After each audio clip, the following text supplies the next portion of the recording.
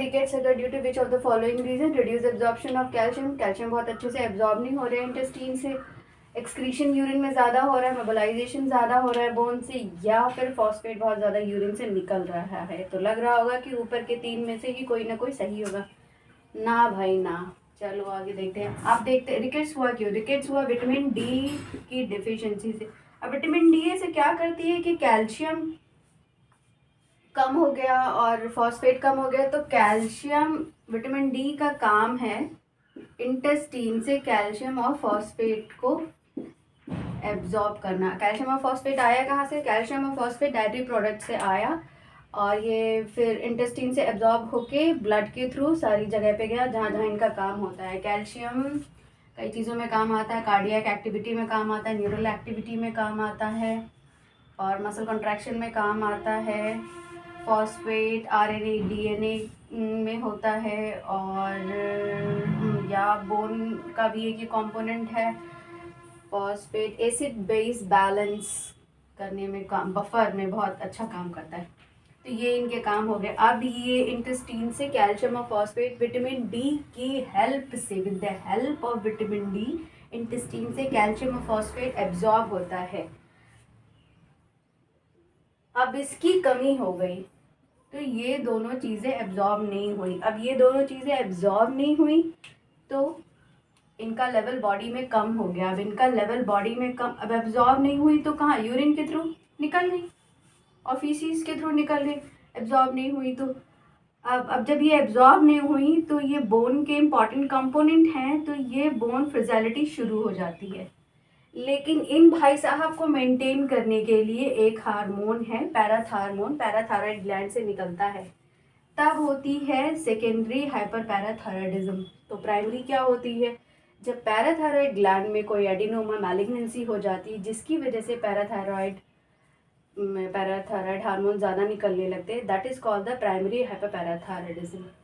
Itself अगर parathyroid में हो, अगर इस तरीके से कैल्शियम को मेंटेन करने के लिए हाइपरपैराथायरॉयडिज्म होती, दैट इज सेकेंडरी हाइपरपैराथायरॉयडिज्म।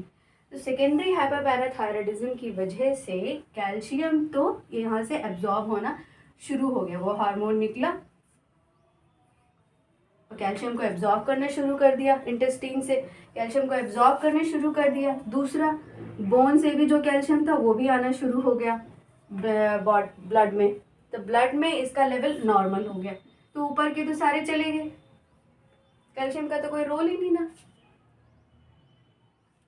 अब बचा ये फॉस्फेट। ये फॉस्फेट ये जो है हाइपरपैराथायरॉयडिज्म, ये इनको तो मेंटेन कर लेते हैं लेकिन इसका लेवल बॉडी में डिक्रीज कर देता है। ऑलरेडी विटामिन डी की डिफिशियंसी से फॉस्फेट यूरिन से निकल रहा है, अब सेकेंडरी हाइपरपैराथायरॉयडिज्म हो गई तो ये और निकलने लगा, यानी कि इनका लेवल कम हो गया। अब इनका लेवल कम हो गया तो रिकेट्स हो गया।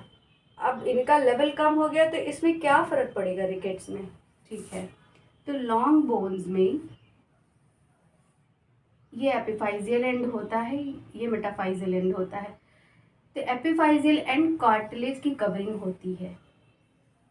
जब बोन ग्रोथ होती है तो कार्टिलेज से सेंटर पॉइंट से ऑसिफिकेशन शुरू होता है, that is called endochondral ossification.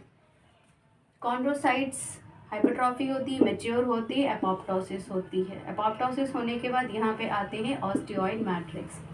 Osteoid matrix आते हैं, फिर बोन फॉर्मेशन शुरू हो जाता है in the influence of growth hormone. जब ग्रोथ हार्मोन निकलता है तब ये प्रोसेस होना शुरू हो जाता है। तो फॉस्फोरस का कैच यहाँ पे है एपोप्टोसिस पे। एपोप्टोसिस, अब इस ये एपोप्टोसिस होने के लिए फॉस्फोरस का नॉर्मल लेवल होना बहुत ज़रूरी है। अब ये तो यूरिन से निकला जा रहा है, इसका नॉर्मल लेवल रहा नहीं। फॉस्फेट का नॉर्मल लेवल होता है 4 mg/dl, बहुत ही कम। कैल्शियम का तब ज़्यादा होता है 9 से 11 mg/dl। एपोप्टोसिस हुई नहीं, एपोप्टोसिस हो नहीं पाई प्रॉपर तरीके से, तो हाइपरट्रॉफी, मैलिग्नेंट हाइपरट्रॉफी हो गई, एबनॉर्मल हाइपरट्रॉफी हो गई, जो कि जो कि रेडियोग्राफ में दिख जाती है। तो enlargement of the epiphyseal end, यही दिखता है एनलार्जमेंट ऑफ एपिफाइजियल एंड, एक फीचर है रिकेट्स का, एनलार्जमेंट ऑफ एपिफाइजियल एंड। तो एपोप्टोसिस हो नहीं पाई, ऑस्टियोइड मैट्रिक्स आई नहीं, तो hypertrophy of, abnormal hypertrophy of the chondrocytes हो गया। तो एपोप्टोसिस क्या होती है? It's a program cell death. Program cell death मतलब कि जैसे कि 120 दिन बाद आरबीसी को ग्रेवयार्ड में जाना ही जाना, उसी तरीके से कॉन्ड्रोसाइट्स को मैच्योर अपना काम खत्म करने के बाद टाटा बाय बाय कर लेना। तो इनका टाटा बाय बाय हुआ नहीं, और यहाँ पे कॉन्ड्रोसाइट्स की एबनॉर्मल हाइपरट्रॉफी हो गई, जिसकी वजह से दिख जाएगा और रेडियोग्राफ में दिख जाता है कि हाइपरट्रॉफी। अब यहीं पे रिकेट्स हो गया। तो ये पूरा कारण है कि रिकेट्स हुआ। कैल्शियम, तो रिड्यूस एब्जॉर्प्शन ऑफ कैल्शियम, नहीं, वो तो पैराथायराइड ने ठीक कर दिया। इंक्रीज एक्सक्रीशन ऑफ यूरिन, नहीं, वो भी पैराथायराइड ने ठीक कर दिया। Increase mobilization calcium of the bone, हाँ ये हो सकता है, लेकिन फोर्थ पॉइंट ज़्यादा इंपॉर्टेंट है। तो increase excretion of phosphate in urine. तो देखो, जब तक आंसर पता नहीं था और ये सब चीज़ें नहीं पता थी, तब तक इन्हीं तीनों में कोई टिक लगा देना था घूम फिर के या गणित वणित लगा के, ठीक है। अब जब पता चल गया तो कोई कंफ्यूजन ही नहीं है, क्योंकि इसमें फॉस्फेट का ही रोल है। हार्डली आधे मिनट का ये क्वेश्चन है, जो कि आधे मिनट में टिक होके आप आगे बढ़ जाएंगे। Hope it's clear.